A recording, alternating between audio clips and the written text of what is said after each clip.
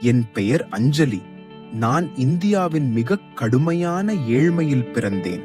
என் தாயார் ராதா ஒரு சிறிய வறுமையான கிராமத்தை சேர்ந்தவர்.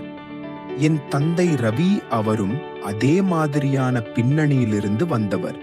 இருவரும் திருமணம் செய்து கொண்டு நம்ம வாழ்க்கையை மாற்ற கடற்கரை நகரத்திற்கு சென்றார்கள்.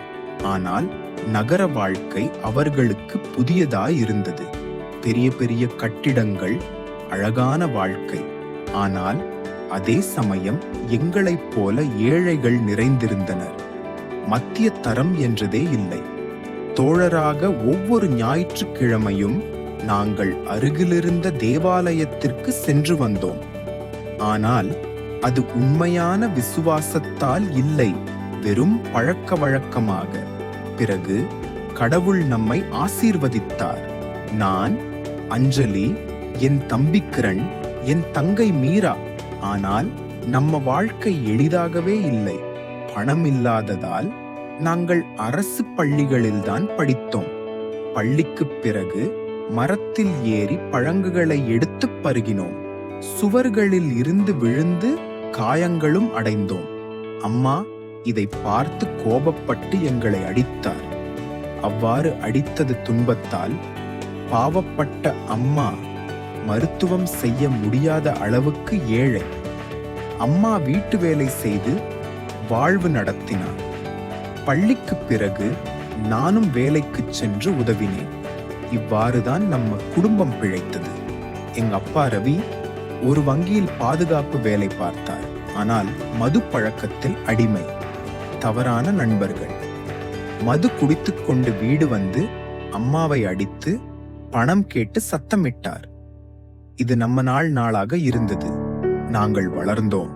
ஆனாலும் யாரும் இயேசுவை பற்றி பேசினால் நாங்கள் திட்டுவோம், புறக்கணிப்போம். ஏன் என்றால் நம்ம வாழ்க்கையில் தேவன் இருப்பதாக நம்பவே இல்லை. ஒரு நாள் இரவில் என் வாழ்க்கை மாறியது. இயேசு என் கனவில் வந்தார். அவர் சொன்னார், அஞ்சலி, மனந்திரும்பு, இயேசு உன்னை நேசிக்கிறார். அந்த வார்த்தை என் இதயத்தை நொறுக்கியது. நான் தேவனை தேட ஆரம்பித்தேன். இயேசு என்னை நேரில் சந்தித்தார். என் பாவங்களை மன்னித்து என்னை சுத்தமாக்கினார். அந்த அமைதியை வார்த்தைகளால் சொல்ல முடியாது. பிறகு அந்த நற்செய்தியை என் தம்பி கிரண், என் தங்கை மீராவோடு பகிர்ந்தேன். ஆரம்பத்தில் அவர்கள் கேட்கவில்லை. ஆனால் கடவுளின் அன்பு அவர்களையும் மாற்றியது. அப்போதிலிருந்து நம்ம குடும்பத்தில் வேதம் வாசிப்பு, வழிபாடு, இணை பிரார்த்தனை எல்லாம் ஆரம்பமாயின. முன்பு சத்தம் கேட்ட வீட்டில் இப்போது அமைதி உள்ளது. என் அப்பா ரவியும் ஒரு காலத்தில் குடிப்பழக்கத்தில் வாடியவரும் இயேசுவை தேடி மனந்திரும்பினார். இப்போது அவர் கூட நம்முடன் பிரார்த்தனை செய்கிறார். இப்போது நம்மிடம் அதிகமான பணம் இல்லை. ஆனால் நாங்கள் கிறிஸ்துவில் பணக்காரர்கள். நாங்கள் ஒரு காலத்தில் இருளில் வாழ்ந்தோம்.